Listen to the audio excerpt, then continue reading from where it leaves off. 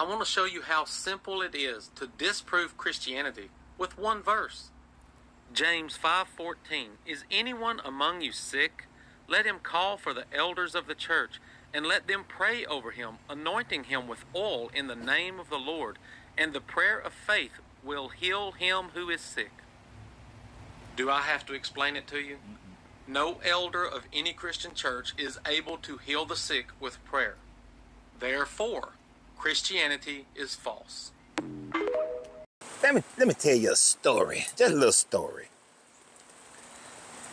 So when I was 15 years old, I was very much into the church. I was a dedicated Christian. I was an usher at Cold Street Missionary Baptist Church in Marietta, Georgia. I was faithful. I was at Bible study. I was at Sunday school. I used to go on the teen trips and go to teen church, and I was so into the church. All my friends were in the church. My whole life, other than school and football, revolved around the church and believing in God and wanting God. And I had my Bible, and it was all marked up. When I tell you I was hot for Jesus. I was hot for Jesus back then. And this may come as a surprise to some of you guys, but when I was 15, there was no such thing as a sinus infection. Meaning that doctors did not know what a sinus infection was. There were trials going on at the time frame, but there was no conclusive evidence of that was called the sinus infectious, sinusitis. So we didn't know what that was. It was either allergies, or somebody might have had a spinal tap or something like that, to figure out what it is, maybe spinal fluid. But we didn't know. So I was having this massive sinus attack, sinus infection, one Sunday at church. And they saw me standing there, and I was guarding the door where the deacons and the pastor goes in, and I was wavering. I'm sweating. I remember that day so clearly. It's one of those core memories. So I'm swerving, and one of the deacons happened to notice, and one of the pastors noticed, and then so they decided they're gonna take me to the back, and they was like, they're gonna make that part of John. They're gonna do that part of John. So they go into the back, and they praying, and I'm believing, and I'm like, I'm believing, and I'm saying yes, I'm praising, and I'm saying, oh yes, and I'm praising, oh. And then when they finished, they was like, so how do you feel? And I said, I feel exactly the same. I felt no difference. There was no healing.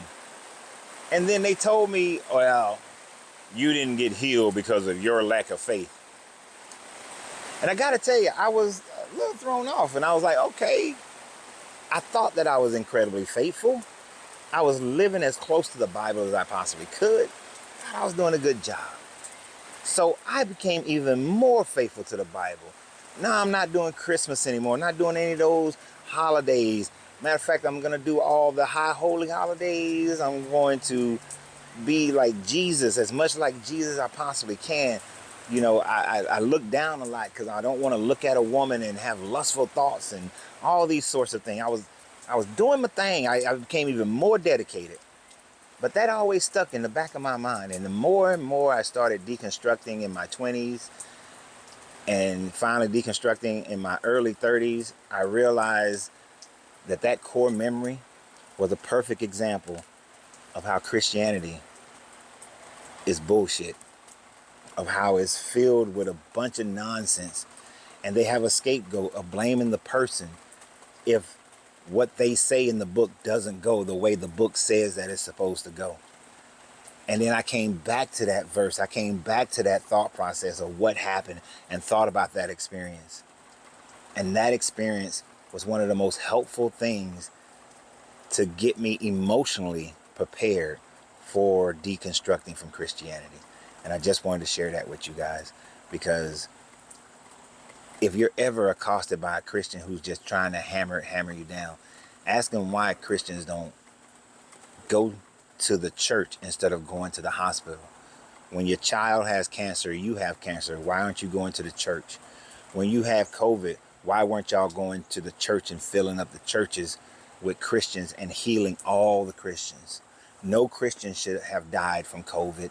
No Christian should die from cancer or heart disease.